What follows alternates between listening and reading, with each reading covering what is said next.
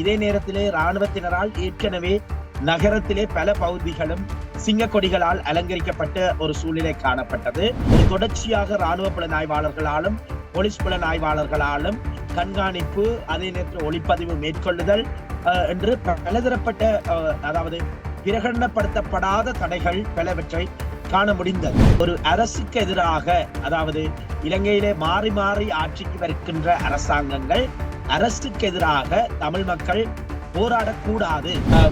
மாவட்ட செயலகத்தை அண்மித்த பகுதி எனக்கு பின்னால் 2 புலனாய்வாளர்கள் நிற்கின்றனர். இவர்கள் ஒரு நிலைத்தகு தீர்வுகளையோ சட்டம் ஒழுங்குகளிலோ மாற்றங்களை கொண்டு வருவதற்கு தேவையில்லை. ஆனால் அவர்கள் வாயளவிலே வடக்கு கிழக்கிலே பேசுகின்ற போது தெளிவாக சொல்லுகின்றார்கள், இவ்வாறான நடவடிக்கைகள் எல்லாம் இடம்பெறாது என்று கூறுகின்றார்கள். அனுர அரசாங்கம் செயற்பாட்டிலே ஈடுபட வேண்டும். செயற்பாட்டிலே ஈடுபடுவதை நாங்கள் எவ்வாறு சொல்லுகின்றோம் என்றால், உங்களுடைய அடிப்படைகளிலே மாற்றத்தை கொண்டு வர நகர்த்தப்படும் காய்கள், திரை மறைவில் நடக்கும் ரகசிய பீரங்கள், உலகத் தமிழர் அறிந்தேயாக வேண்டிய உண்மைகளை தேடி ஒரு உடறுப்பு.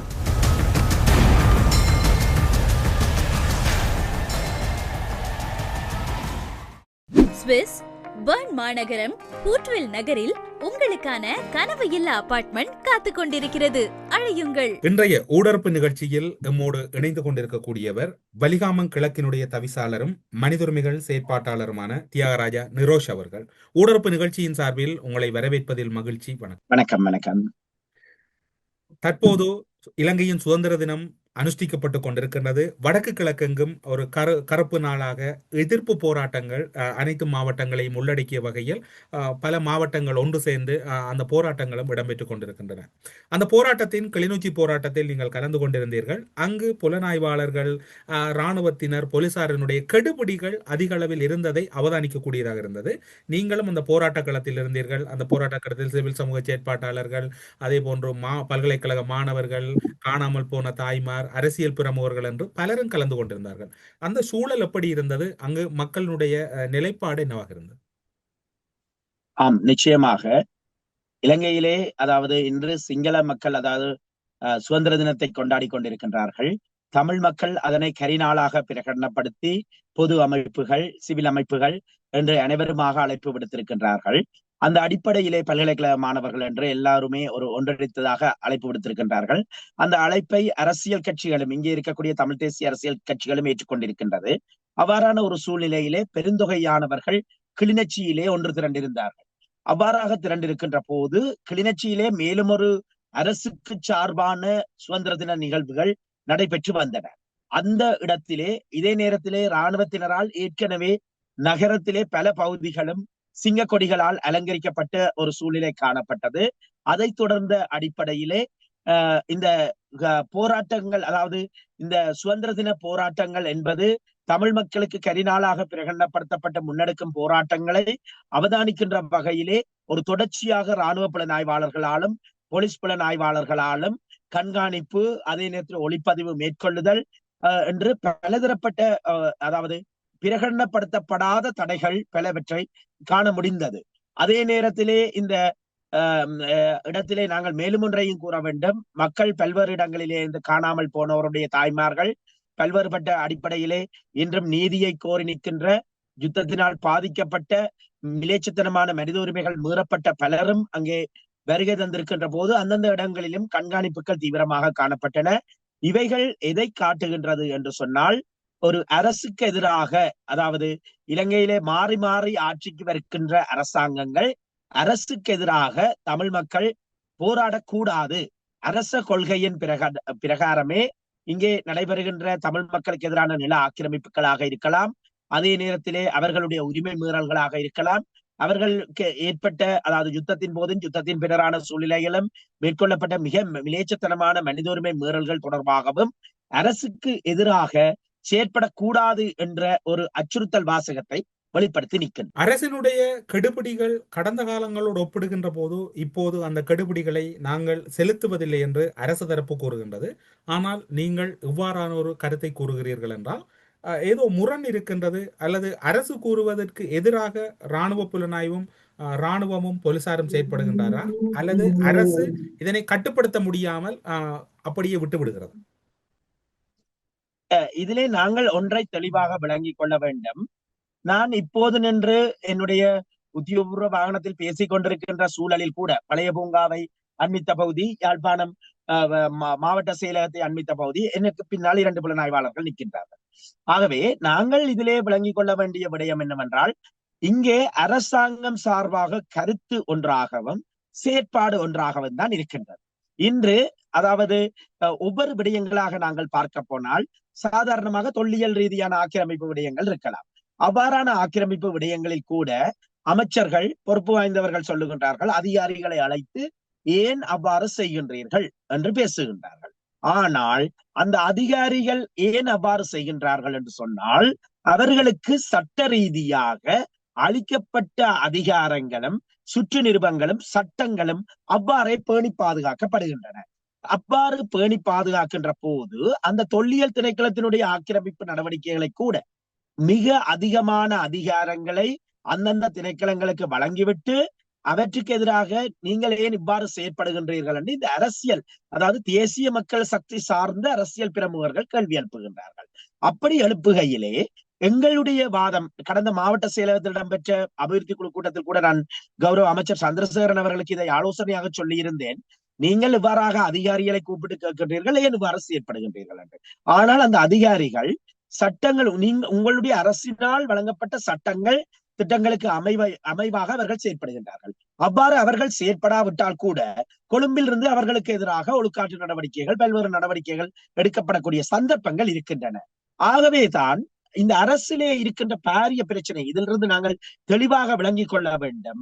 இவர்கள் ஒரு நிலைத்தகு தீர்வுகளையோ சட்டம் ஒழுங்குகளிலோ மாற்றங்களை கொண்டு வருவதற்கு தயாரில்லை.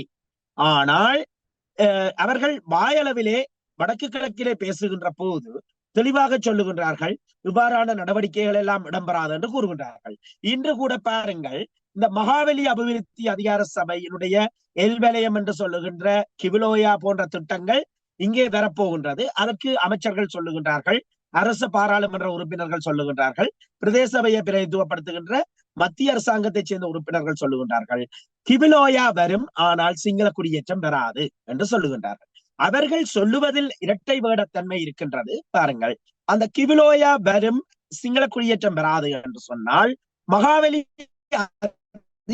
அதிகார சபையினுடைய சட்டங்களிலே மாற்றங்களை கொண்டு வர வேண்டும். மகாவலி அதிகார சபை என்று அல்லது கிவிலோயா தொடர்பாக இருக்கக்கூடிய நிறுவனமயப்படுத்தப்பட்ட அமைப்புகளினுடைய உருவாக்க சட்டங்களிலே தமிழ் மக்களுக்கு எதிராகவோ அல்லது இனவிகிதாச்சாரத்திலே இவ்வாறு செயற்பட முடியாது என்றும், அல்லது அவர்கள் குடியேற்றங்களை மேற்கொள்ள முடியாது என்றும் ஒரு சட்ட சீராக்கங்களை கொண்டு வர வேண்டும்.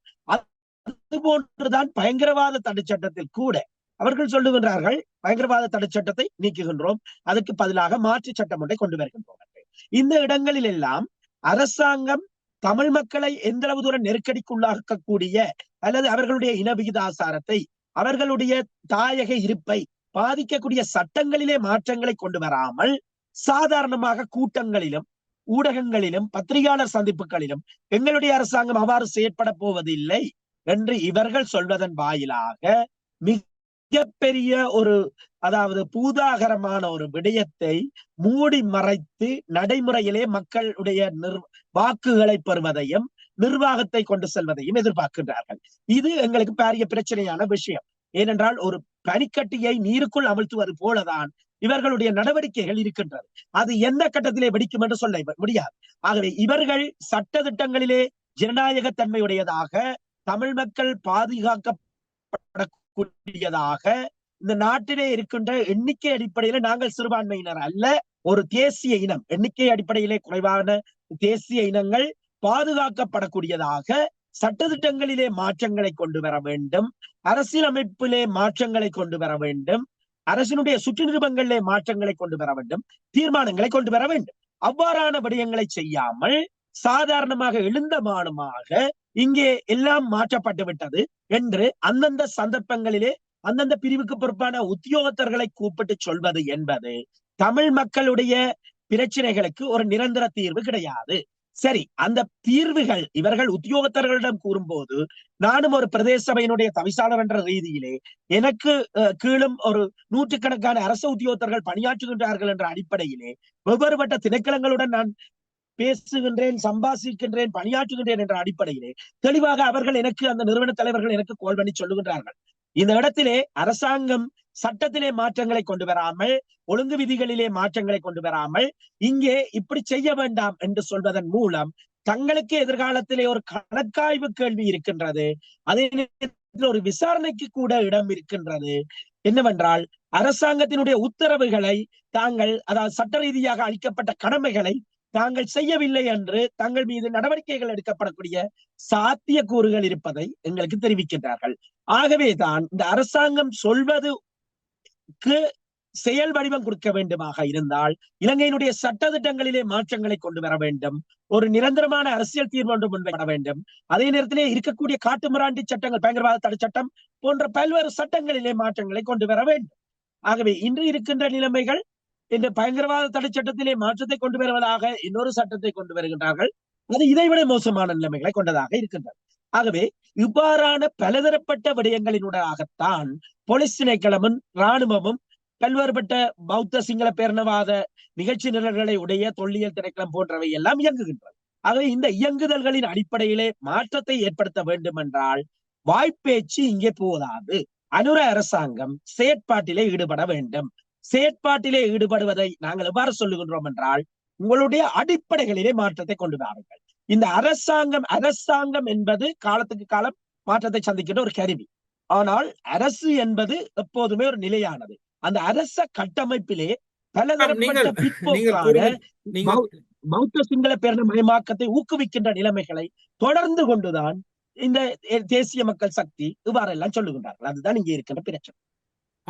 நீங்கள் கூறுகின்ற ஒரு முக்கியமான விடயத்தை கூறுகின்றீர்கள். இந்த அரசு பேச வேண்டும் என்று கூறுகிறீர்கள். இந்த அரசு யாரோடு பேசுவது?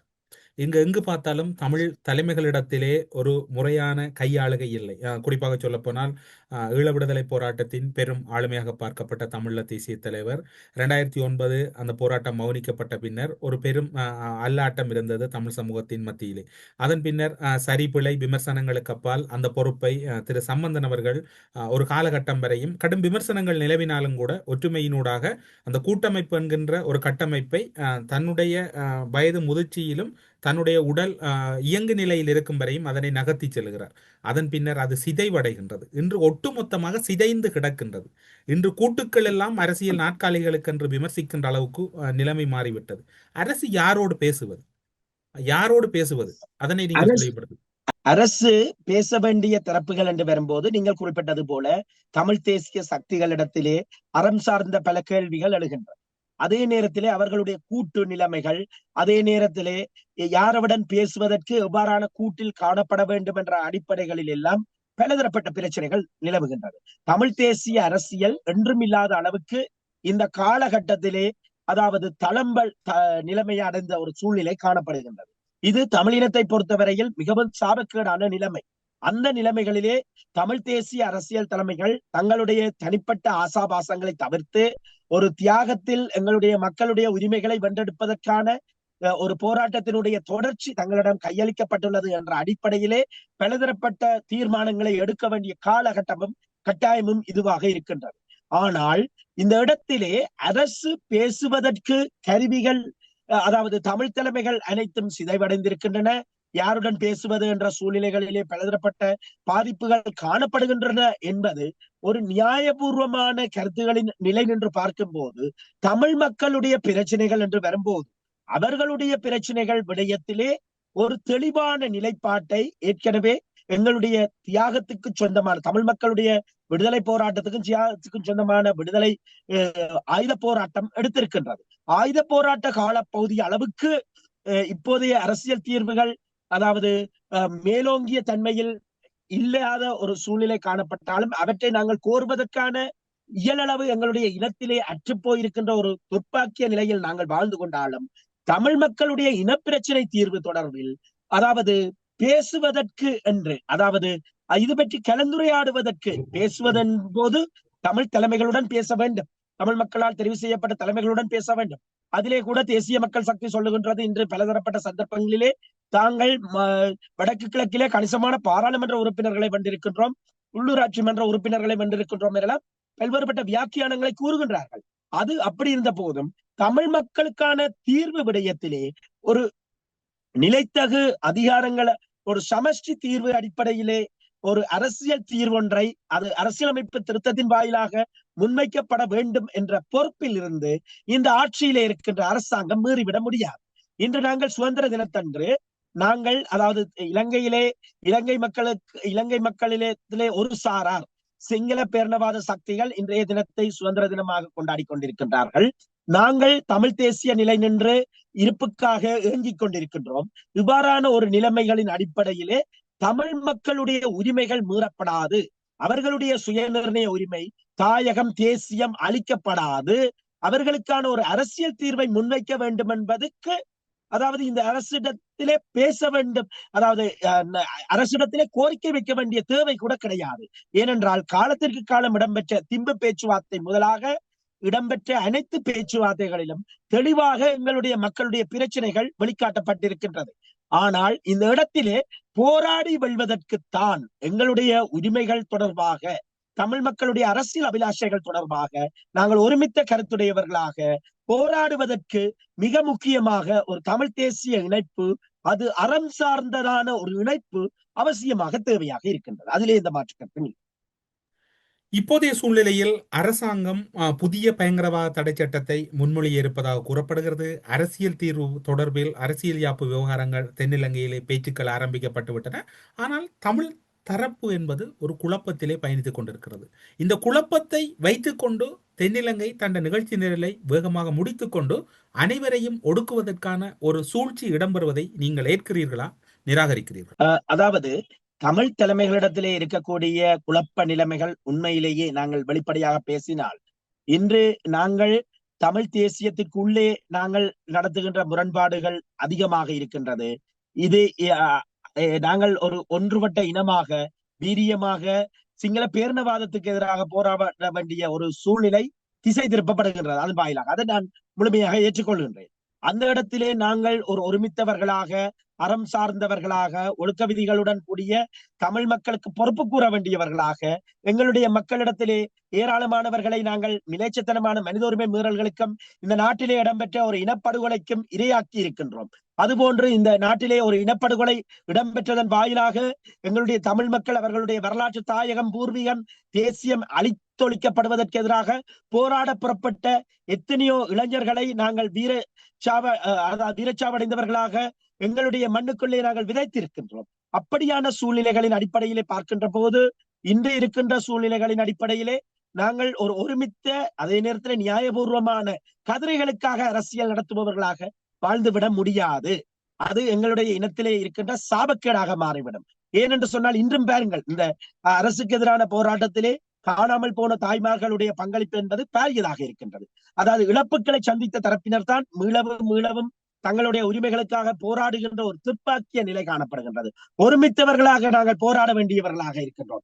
இப்படியெல்லாம் இருக்கின்ற போது நடைமுறையிலே ஒரு பயங்கரவாத தடை சட்டம் கொண்டு வரப்படுகின்றது. அதாவது குறுகிய காலங்களுக்காக வகுக்கப்பட்ட ஒரு பயங்கரவாத தடை சட்டம் பல்வேறுபட்ட தசாப்தங்களை தாண்டி அது அதிக அளவிலே உலகளவிலே மிகவும் காட்டுமிராண்டித்தனமான மனித உரிமைகள் மீறல்களுக்கு அத்திவாரம் எடுக்கின்ற சட்டமாக, மனித உரிமை மீறல்களுக்கான மிலேச்சத்தனமான சட்டமாக வர்ணிக்கப்பட்ட பயங்கரவாத தடை சட்டத்தில் இந்த அரசாங்கம் சொல்லுகின்றது இன்று மாற்றங்களை கொண்டு வருகின்றோம் என்று. கடந்த காலங்களிலே இவர்கள் பதவியேற்பதற்கு முன்னர் சொன்னார்கள், தாங்கள் பதவி ஏற்கின்ற பட்சத்தில், அதாவது தாங்கள் இந்த நாட்டினுடைய ஆட்சியை கைப்பற்றுகின்ற பட்சத்தில் உடனடியாக பயங்கரவாத தடை சட்டத்தை முடிவுக்கு கொண்டு வருவோம் என்று சொன்னார்கள்.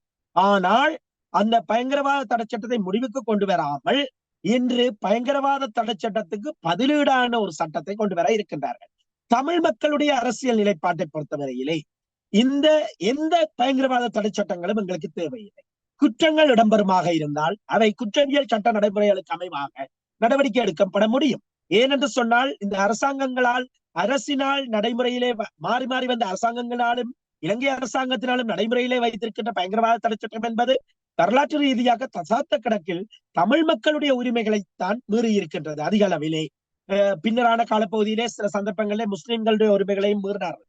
அவ்வாறு வருகின்ற இடத்திலே எண்ணிக்கையில் குறைவான தேசிய இனங்களுக்கு எதிரான சட்டங்களைத்தான் இந்த நாட்டிலே கையிருப்பாக வைத்துக் கொள்ள நினைக்கின்றார்கள். அனுர அரசாங்கம் நினைக்கின்றது மீளவும் ஒரு அதாவது கோட்டா கோகம கோஹோம் என்ற ஒத்ததாக மீளவும் ஒரு புரட்சி அதாவது இந்த நாட்டிலே ஏற்படக்கூடாது, அதற்கான அடக்குமுறைக்கான கருவியாக தான் சில சட்டங்களை நடைமுறைப்படுத்தி வைத்திருக்க வேண்டும் என நினைக்கின்றது. இந்த இடத்திலே இவ்வாறாக இன்றைக்கும் இருக்கின்ற அரசாங்கம் 153 பாராளுமன்றத்திலே அறுதி பெரும்பான்மையை கொண்டிருக்கின்ற அரசாங்கம், நிறைவேற்று அதிகாரத்தை கொண்டிருக்கிற ஜனாதிபதி தமிழ் மக்களுக்கு நினைத்தால் இன்றே இந்த அரசியல் கைதிகளை விடுவிக்க முடியும். அதுபோன்று ஒரு அரசியல் தீர்வை முன்வைப்பது தொடர்பான நடவடிக்கைகளை ஆரம்பித்தாக முடியும். ஆகவே பாராளுமன்றத்திலே இவர்களிடத்திலே பெரும்பான்மை இருக்கின்றது. ஆனால் அவர்கள் அவ்வாறு செய்ய தயாரில்லை. அவர்கள் அவ்வாறு செய்ய தயாரில்லாத ஒரு சூழ்நிலையிலே எங்களிடத்திலே தமிழ் தேசிய இடத்திலே காணப்படுகின்ற இழுபறைகளும் பிளவுகளும் அறம் சாராத அணுகுமுறைகளும் பல்வேறுபட்ட சிக்கல்களை ஏற்படுத்தி நிற்கின்றது. நாங்கள் ஒரு இனமாக மோதுவதற்கு அதாவது இனமாக தொடர்ந்து செயற்படுவதற்கான தளங்களை மூடிவிடுகின்றது. நிச்சயமாக நான் இத்தோடு உங்களிடம் கேள்விகளை நிறுத்திக் கொள்கிறேன். ஒரு கட்டத்தை தாண்டி உங்களிடம் நான் கேள்விகளை கேட்டால் நீங்கள் தவிசாளராக நீடிப்பதற்கு கூட அங்கிருக்கக்கூடிய சூழ்ச்சி திட்டங்கள் அல்லது சூழ்ச்சி கோட்பாடுகள் உங்களை அனுமதிக்காது. உங்களுடைய சேவை மக்களுக்கு தேவை. பொதுவெளியில் மனித உரிமைகள் செயற்பாட்டாளராகவும் நீங்கள் பயணிக்க வேண்டும். இப்போது அந்த அடிப்படையில் உங்களை நான் இத்தோடு இந்த செவ்வியிலிருந்து விடைபெற்றுக் கொள்கிறேன். மிகவும் பொறுப்பான நேரத்தில் போராட்ட களத்தில் இருந்தாலும் கூட அந்த சிரமத்தை பார்க்காமல் ஊடறுப்பு நிகழ்ச்சியில் இணைந்து கொண்டு முக்கியமான கருத்துக்களை பகிர்ந்து கொண்டமைக்காக சிறப்பு நன்றிகளோடு உங்களிடம் விடைபெற்றுக் கொள்கிறோம். நன்றி, வணக்கம். நன்றி, நன்றி, நன்றி. தமிழ் நேயர்களுக்கு நன்றி.